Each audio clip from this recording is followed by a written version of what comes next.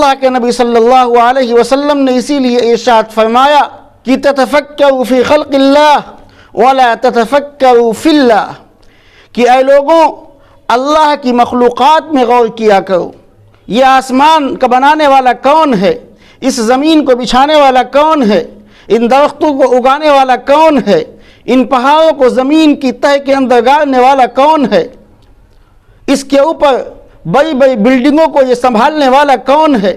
یہ بڑے بڑے دریا، یہ بہتے ہوئے سمندر، ان کو چلانے والا کون ہے؟ ٹھنڈی ٹھنڈی ہوائیں لانے والا کون ہے؟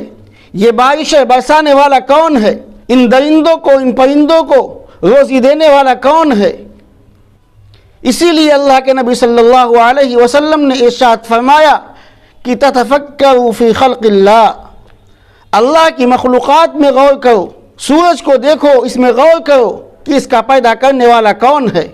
جب انسان اس کے اندر غور کرے گا تو اس کی عقل رہنمائی کرے گی کہ واقعی اتنا بڑا سورج جب سے دنیا بنی ہے تب سے یہ روشنی دے رہا ہے، اور اس کے اندر اللہ تعالیٰ نے ایسا بلب فٹ کر دیا ہے جو کبھی فیوز ہونے والا نہیں، جو کبھی خراب ہونے والا نہیں۔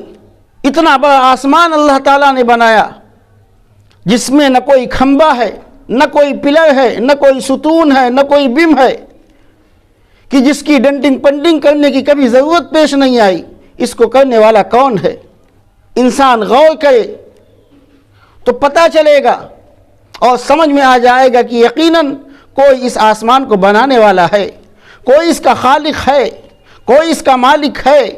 یہ دنیا کا نظام یوں ہی نہیں چل رہا ہے، بلکہ اس نظام کو چلانے والا اللہ سبحانہ و تقدس ہے۔ اور اس سورج کو اور چاند کو دیکھنے کے بعد میں، اس کی طرف نظر اٹھانے کے بعد میں تمہاری سمجھ میں خود آ جائے گا کہ جب اس سورج کو اتنا بڑا بنانے والا کوئی موجود ہے تو جس نے بنایا ہے اس سورج کو وہ کتنا بڑا ہوگا، وہ کتنی طاقت والا ہوگا، وہ کتنی قدرت والا ہوگا،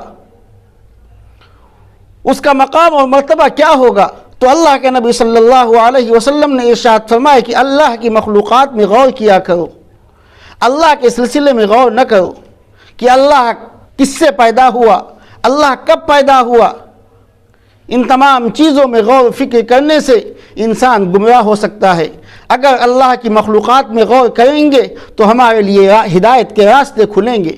اللہ کی مخلوقات میں غور کریں گے، اللہ کی طاقت کو سمجھنا آسان ہو جائے گا۔